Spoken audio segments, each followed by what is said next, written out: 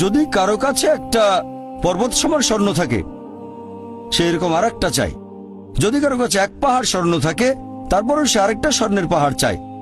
আর সর্বশেষে তার মুখগহ্বর পূর্ণ হয় কবরের মাটি দিয়ে। সে যত ধনী লোকই হোক, হয়তো সে পৃথিবীর মধ্যে সবচেয়ে ধনী লোক, তারপরও সে আরো বেশি সম্পদ চায়।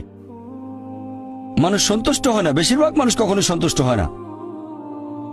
আল্লাহ পবিত্র কোরআনে বলেছেন সূরা নিসা অধ্যায় নম্বর 4 আয়াত নম্বর 32 যে আল্লাহ যেটা দিয়ে অন্য মানুষকে শ্রেষ্ঠত্ব দান করেছেন সেটার উপরে তোমরা কোন রকম লালসা করো না।